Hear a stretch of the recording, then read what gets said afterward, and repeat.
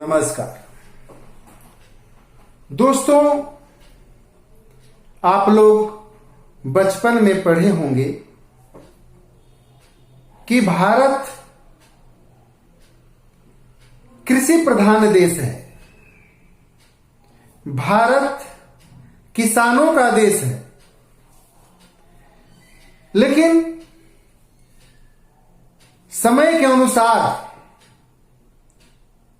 परोक्ष रूप से यह बात बदल गई है। आज आप कह सकते हैं कि भारत नेताओं का देश है। भारत नेताओं का देश है। हर गली, हर मोहल्ला, जहां भी देखिए ज्यादा से ज्यादा लोग नेता ही मिलेंगे। सोचने वाली बात है कि हमारे यहां इतने ज्यादा नेता क्यों हो रहे हैं। इसके पीछे रीजन है नेताओं का सुविधा देखकर, स्वभाव को देखकर लोग नेता बनने की कोशिश कर रहे हैं। लोगों को पता है कि अगर स्वतंत्र जिंदगी जीना है, दबंग वाली जिंदगी जीना है, तो नेता बनना है। कानून से बचना हो तो नेता बनना है। अगर आप अपराधी हैं तो नेता बनना है।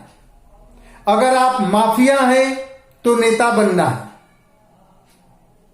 शरीफ हैं तो आपको वोटर बनना है। बस ये जानिए भाई साहब, ऐसा भी बात नहीं है कि यह बिल्कुल बुरी बात है कि नेता लोग हमारे यहां ज्यादा पैदा हो रहे हैं। या एक दृष्टिकोण से देखा जाए तो अच्छा भी है। भाई ज्यादा नेता हैं तो अच्छे अच्छे विचार वाले नेता मैदान में आएंगे। लेकिन इनके थोड़ा चरित्र पर हम विचार कर लेते हैं। हमारे देश के नेता का कोई विचार ही नहीं। उसका एक विचार है अपना परिवार, अपना वंश कैसे हमेशा सता सुख भोगता रहेगा। देश समाज कहीं भी जाए, गिरवी रखना पड़े देश को, सैनिकों की बलि देना पड़े, उसे गुरेज नहीं करते हैं। इन नेताओं को बस अपनी समृद्धि और बेहुदगीपन करना है। आज देखो भाई साहब, वर्तमान को देखो। एक तरफ कोरोना जैसी महामारी, दूसरी तरफ सीमा पर पड़ोसी से तनाव।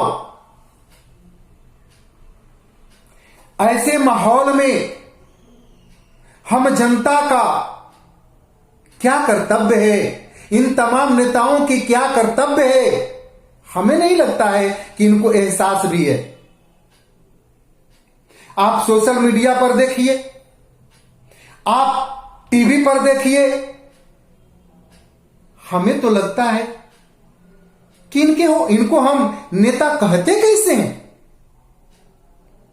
किस परिस्थिति में हमें क्या कहना है, हमें इस देश के लिए क्या करना है, इनको तो पता ही नहीं है। अगली वीडियो में मैंने कहा था कि कोरोना महामारी को लेकर चुनाव रोक दिया जाए। जिस भी प्रदेश में चुनाव होने हैं उसको रोक दिया जाए, क्योंकि ऐसा कहीं नहीं होने जा रहा है भाई साहब कि किसी रावण को हटाकर राम को बैठाना है। अरे रावण को हटाकर महारावण को ही बैठाना है। हम लोगों को तो वोट देने से कोई फायदा हो नहीं रहा है। हमारे सामने तो कोई ढंग का नेता है नहीं। कौनो चोर है, कोनो गुंडा है, कोनो बदमाश है, कोनो कुछ है, उसके बारे में जाने पर तो उल्टी आती है। वही लोग बाप के दौलत है, बाप की शोहरत है, बाप की बनाई पार्टी है, जैसे भी हो लोग लेकर मैदान में खड़े हैं, हमें वोट दो। हम जनता भी क्या करे भाई, किसी न किसी को तो देना ही है। एगो चोर है, एगो लूखा है, तो छोड़ते हैं कि चल चोर को न देकर लूखा को ही दे देते हैं। भाई साहब, ये आलम है। मेरा सब कुछ मिला जुला कर कहने का आशय यह है कि इन बेलगाम नेताओं पर हम जनता को लगाम लगाना होगा। अगर आप किसी बच्चे का पिता हैं, अगर आप किसी महिला के पति हैं, अगर आप किसी बहन के भाई हैं, अगर आप अपने पिता के पुत्र हैं, अगर आप एक सम्मानित इज्जतदार भारत के नागरिक हैं, तो लड़ना होगा इन गुंडे मवालियों के खिलाफ। आप सोचते हैं कि ये किसी को बकस देंगे, तो नहीं, ये किसी को बकसने वाले नहीं हैं। पहली बात कि ये लोग सकल सूरत से इंसान हैं।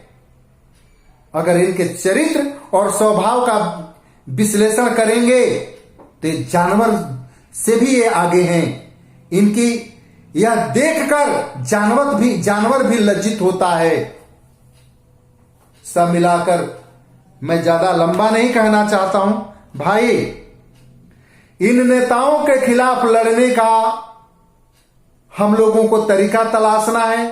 फिलहाल ये है, हम लोग सरकार से ये मांगे कि जब तक महामारी है, जब तक हमारा देश खतरे में है, तब तक कोई चुनाव नहीं, हमें कोई चुनाव नहीं चाहिए। अगर आप मेरे बातों से सहमत हैं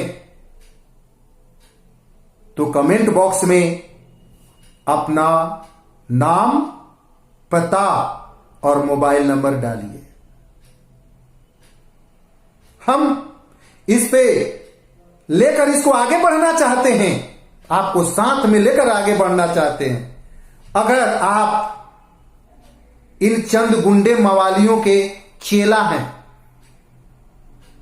तो आप हमारे से मत जुड़िएगा, क्योंकि हमें समाज के उन शरीफों को ढूंढना है, उन मर्दों को ढूंढना है जो अपने परिवार, अपने बच्चा और अपने देश के लिए कुछ करना चाहता है।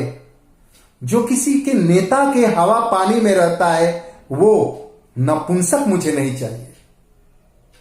तो आप क्या हैं, मुझे इंतजार रहेगा आपके कमेंट, आपका जवाब, आपका सहयोग क्या है मेरे लिए। धन्यवाद।